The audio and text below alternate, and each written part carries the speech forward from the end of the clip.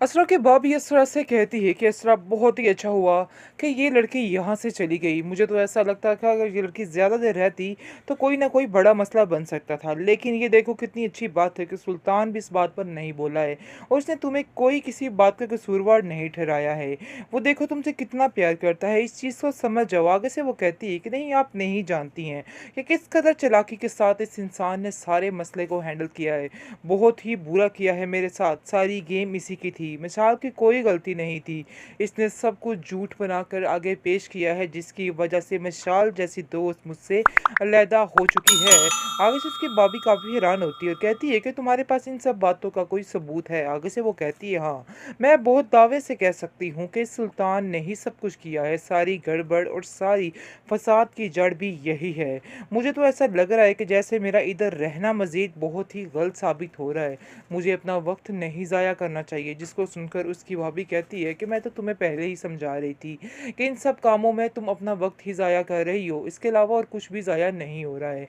तुम्हें इन सब बातों को समझना है और उन लोगों से दूर होना है, क्योंकि इधर तुम्हारे लिए कुछ भी नहीं है, ये लोग तुम जैसे नहीं हैं। आगे से उसकी माँ भी उसको यही मशवरा देती है और कहती है कि बेटा, मैं तो पहले ही तुमसे कह रही थी कि जितनी जल्दी हो सके इन लोगों से छुटकारा हासिल कर लो, वरना ये लोग कहीं का नहीं छोड़ते हैं, बल्कि वो हाल करते हैं कि तुम्हें क्या बताऊं। देखो इतनी अच्छी लड़की को इन्होंने क्या से क्या बना कर रख दिया और तुम्हें ही जलील करते रहे सबके सामने और कहते रहे कि सारी चीज़ों की गुनहगार तुम ही हो और सारा मुद्दा सुल्तान ने तुम्हारे ऊपर ही डाल दिया है।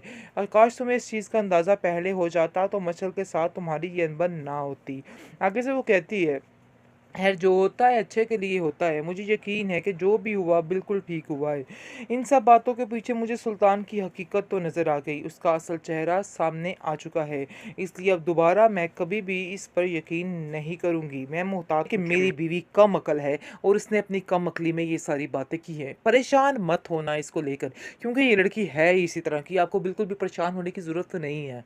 मैं इसको अच्छे तरीके से हैंडल कर लूँगा, आप बिल्कुल फ़िक्र मत करें, बल्कि हमें माफ़ कर दें। जिस पर आप देखेंगे उसका शोहर कहता है कि माफ़ी तलाफ़ी वाली बातें सारी ख़त्म हो चुकी हैं। हम आपसे कोई माफ़ी नहीं चाहते और ना ही आप लोगों से कोई तल्लुक़ वास्ता रखना चाहते हैं।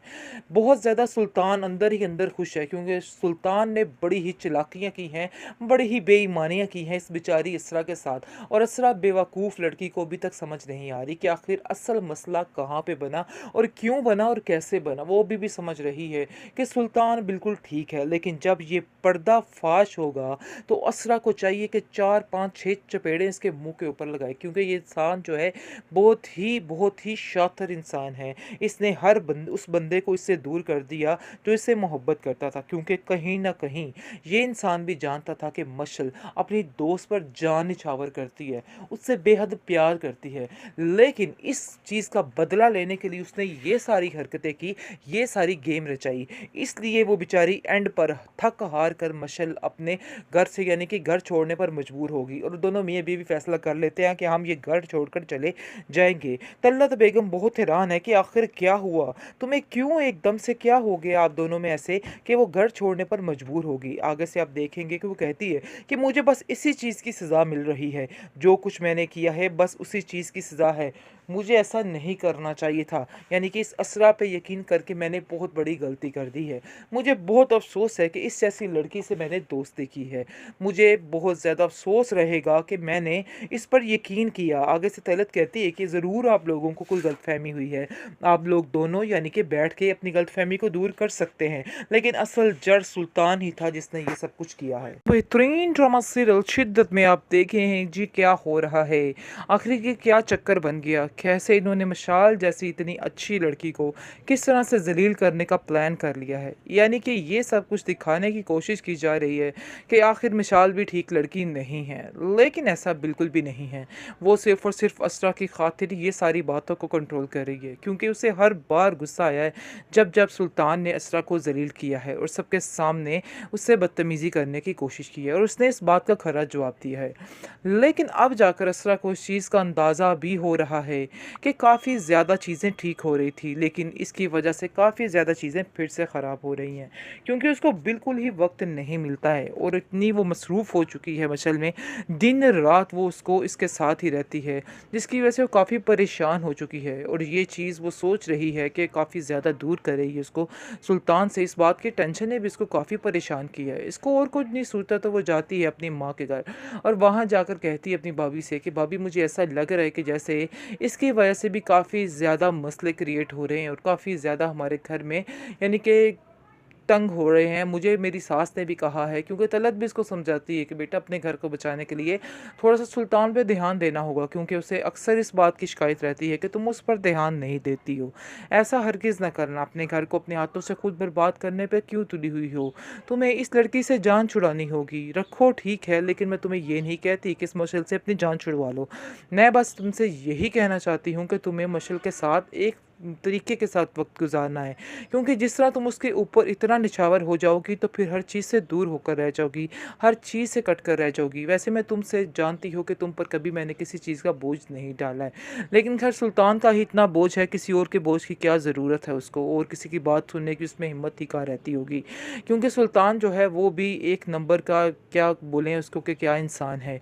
क्योंकि आप देखेंगे कि किस तरह से वो जानबूझकर मशल के नज़दीक जाने की कोशिश कर रहा है। ये चीज़ असरा को बिल्कुल नाकाबिले बर्दाश्त हो रही है, लेकिन अक्लमंदी वो इस तरह से करे कि वो उससे कता ताल्लुक़ कर दे। कता ताल्लुक़ ना करे, आहिस्ता-आहिस्ता लिमिट में रह के उससे थोड़ी बातचीत कम कर दे। क्योंकि इसके आने-जाने की वजह से, इसको ज़्यादा इंटरफेयर करने की वजह से भी ये सब कुछ हो रहा है। क्योंकि मशल को इस बात की समझ नहीं आ रही है कि उसके घर का क्या माहौल है, क्या होता जा रहा है उसके साथ। लेकिन असरा को इस तरह की बेवकूफ़ी नहीं करनी चाहिए थी कि हर वक़्त उसके पीछे ही मंडलाते नहीं रहना चाहिए था। दरअसल असरा को बहुत ज़्यादा सादी तबीयत वाली लड़की दिखाया गया है कि उस बेचारी को किसी बात का कोई पता नहीं चलता है, किसी बात से कोई फ़र्क नहीं पड़ता है। बहुत ही अच्छी संजीदा सी लड़की दिखाई गई है और बताया गया है कि इसलिए इतनी साफ़ नीयत वाली लड़की को बिल्कुल भी टेंशन नहीं होती और इस लड़की के ऊपर ही मुसीबतें आती हैं। कुछ हुआ इस तरह से ही है, क्योंकि इसरा और सुल्तान की जोड़ी बिल्कुल भी ठीक नहीं है। सुल्तान जो है जानबूझकर ये सब कुछ कर रहा है। असल में वो जब का उसने ये बातें सुनी हैं, मशल और इसके दरमियान जो गुफ्तगू हो रही थी, इस बात को उसने दिल पर ले लिया है और दिल पर लेने की वजह से ये सब कुछ कर रहा है और चाहता है कि बस अब ये काम जो है वो ख़त्म हो जाए। क्योंकि वो इस चीज़ से बेहद परेशान हो चुका है और सोच रहा है कि बस अब इस लड़की को भी इसकी ज़िंदगी से निकालना होगा। साफ-साफ तो वो कहने से रहा, लेकिन इसलिए इसके यानी कि इस तरह की चीज़ों के लिए इस तरह के हथकंडे जो है वो अपना रहा है। और आप देखेंगे किस तरह कहती है कि अगर आपको मसला है मशल से तो मैं उसको छोड़ देती हूँ, उससे बिल्कुल बातचीत नहीं करूँगी। लेकिन वो कहता है कि मैंने तुम्हें कब कहा, बल्कि मैं तो तुम्हें ये कहना चाहता था कि उसके साथ बातचीत ज़्यादा बढ़ाओ। क्योंकि अगर तुम मुझसे ऐसी हो जाओगी फिर हो सकता है तुम्हारे अंदर भी कोई खूबी, कोई तब्दीली आ जाए। लेकिन मुझे नहीं लगता कि तुम्हारे अंदर कोई भी खूबी, कोई तब्दीली आ सकती है। तुम जैसी हो वैसी ही रहने वाली हो।